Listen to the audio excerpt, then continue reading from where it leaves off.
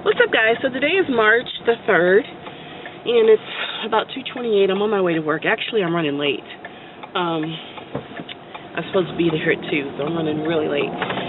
But we had bad weather last night here. A little bit of snow and ice. My husband took off. The daycare closed, so one of us had to take off because the kids couldn't go. Somebody had to be with the kids.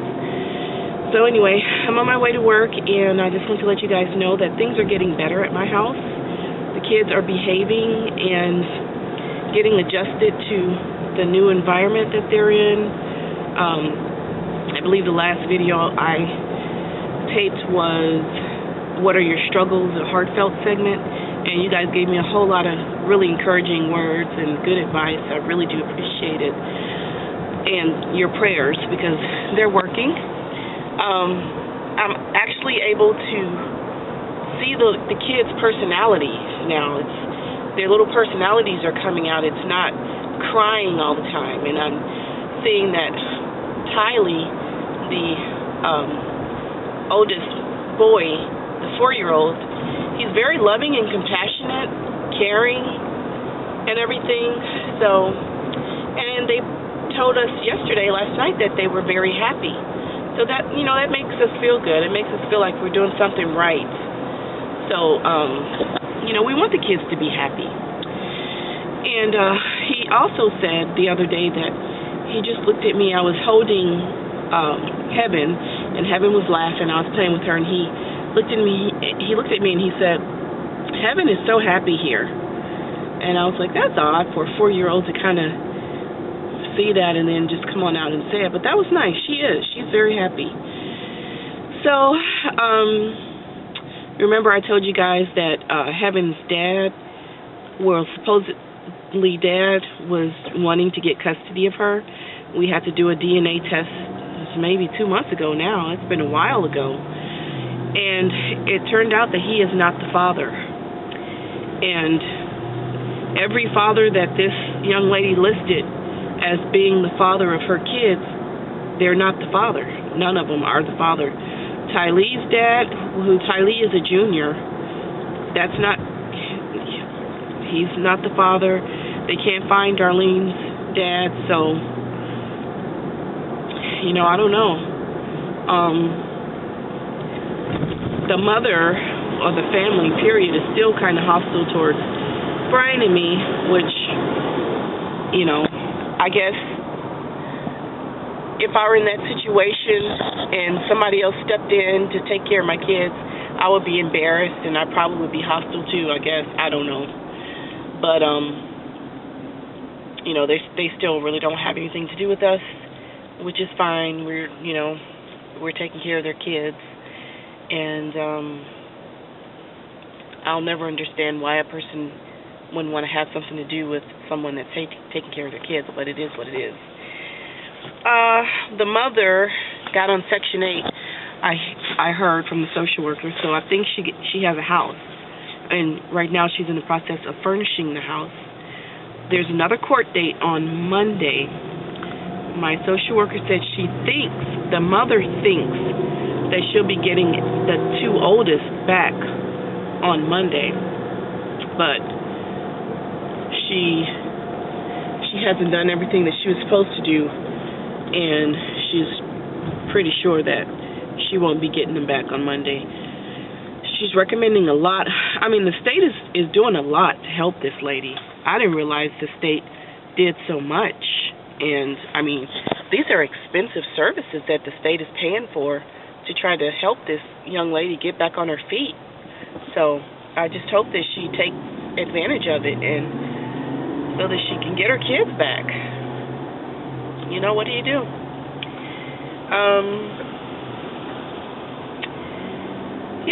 Heaven's doing great. She's almost 9 months. Can you believe it? When we got her, she was 7 months. She's almost 9 months, and she's getting fat. She gained about 5 pounds since she's been with us. I need to call the doctor's office to find out when she's supposed to get her shots again. I think it's every 3 months, but I'll call him just to be sure. So, anyway, that's my little update. I'm on my way to work. I caught another little tiny cold. I've been taking you guys' advice and taking care of myself, trying to at least. But when kids sneeze right in your mouth when you're trying to buckle their seatbelt, it's kind of hard to not get a cold. And the two older kids had colds. They're getting over colds. It started with Tylee, and Tylee's over his cold, and Darlene got it, and she's getting over it, and then she gave it back to Heaven, which Heaven gave it back to me, so what do you do? So I'll check back in with you guys in a little bit. What's up, guys? So I'm sitting here feeling a little bummed because tomorrow I have to take the kids for a supervised visit to see their mother. And I don't know, I just always get mixed emotions. I mean, I'm happy for the older kids to see her because they know their mom and their grandmother and grandfather, and they wait for their visits. They can't wait to see them. So I'm excited to share that with them. But the baby isn't bonded with them at all. She cries the whole time. And this is what the social worker is telling me, because I don't stay. They don't want me there. So I have to drop them off and leave. But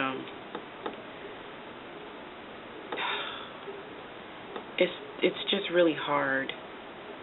It is really, really hard. And sometimes I question myself and ask, did I do the right thing? Am I in the right,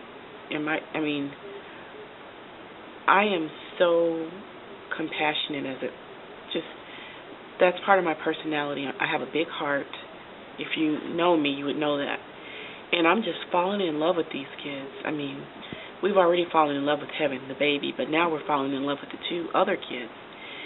And I'm like, oh, we're going to probably have to give these kids back. I mean, yeah, it's a bad case for the mother, child neglect and then child endangerment. But if she gets herself together, we may have to give all three kids back. And how am I going to deal with that?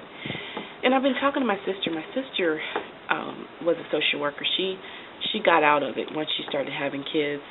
It just got too much for her. So she doesn't do that anymore. She's a school teacher now. But she went to college for social work. And when she was doing that, she said that is the challenge. And she said that's why so many foster parents get out of fostering, because the challenge is loving and nurturing these kids, but then helping work towards reunification. And you just have to separate your feelings from that. She said it's hard. I mean, it's almost impossible. We're not robots. I mean, we're human. How do you change diapers, feed kids, rock them to bed, and brush their hair, and do all that stuff, and not fall in love? It's hard. So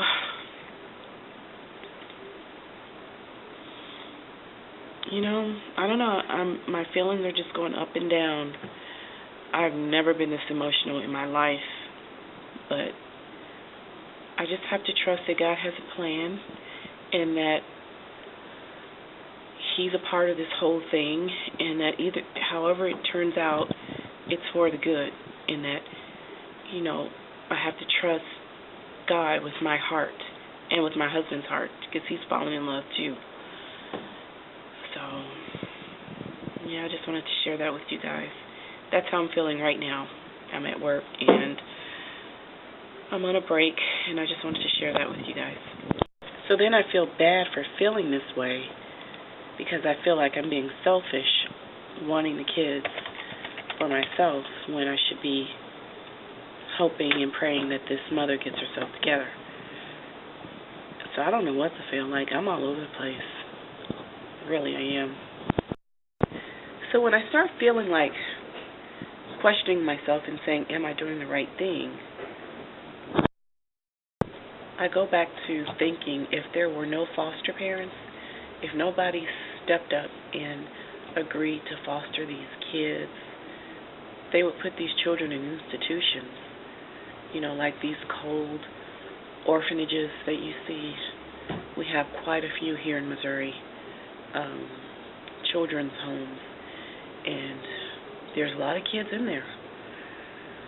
But when they're really young, like our 8-month-old, 4-year-old, and 2-year-old, that's devastating because those kids need so much one-on-one attention, and